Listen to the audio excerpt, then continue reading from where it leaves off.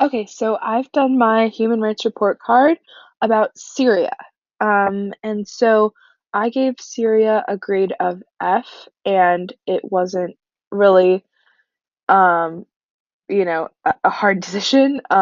It's has some of the worst human rights issues in the world.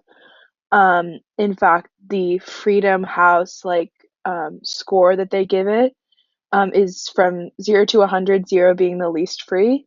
And Syria was given -1, which shouldn't even be possible. And that's how bad the current situation in Syria is. Um, and I'll explain more about that later. So, this is a map of Syria. You can see that it's bordered by Turkey to the north, Iraq, Jordan, and Lebanon. And then now to go to the human rights issues themselves.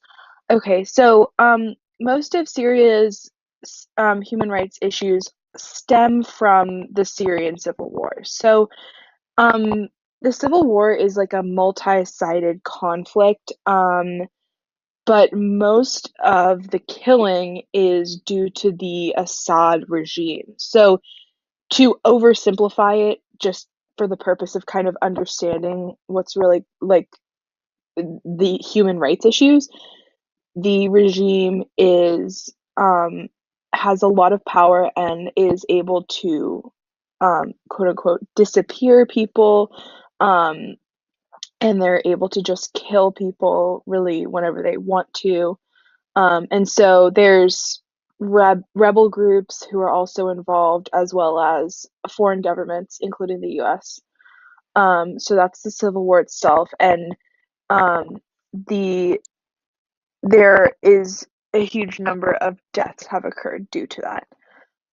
And then because of the Civil War, there is a migrant crisis. So as it says here, 5.6 million Syrians have left the country as refugees, and 6.2 million are displaced within the country, um, which is a huge problem not only for Syria, but for the EU and really the whole world, because the conflict has been going on since 2011.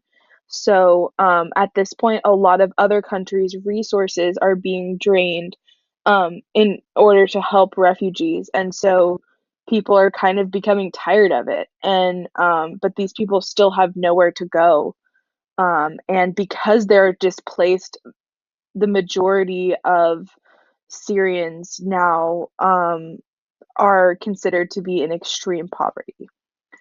And then, like I said before, the Assad regime has an extreme amount of power so that they can quote unquote disappear people and basically take them to these detention centers, where they are packed into ridiculously small cells. This is besides being tortured and killed and all of these horrible things in the prisons.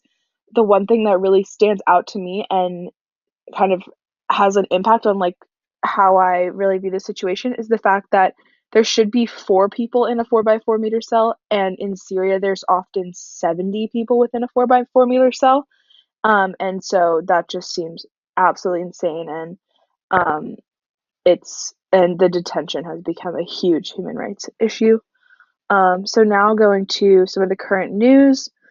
Um, One news article that I think really kind of gives a good example of what's been going on since 2011 is this one. And it's not going to show you when I click on it, but I'll just summarize. Um, Basically, the Assad regime can just kill civilians that they want to. And so on this particular day, which was April 5th, I believe, um, the Assad regime just killed 17 civilians. And it says that about half the dead were under the age of 18, which is awful. And so this occurred in northwestern Syria, which is the largest remaining territory held by the Syrian opposition groups. So it's kind of if there are battle lines, that's where they are now between the Assad regime and the opposition groups. And now finally to images.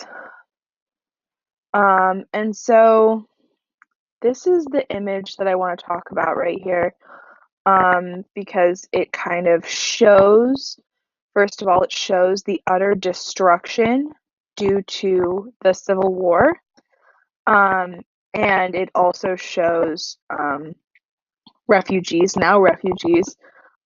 fleeing their cities with their children, with nothing else but the clothes on their backs, and just hoping to get themselves and their kids out alive in their city that has been bombed. And there's other examples of the refugees here, and then the destruction. And then this is an example of the detention centers, um, where you can see people are just held in terrible conditions in extremely like dense cells. So yeah, that's my website.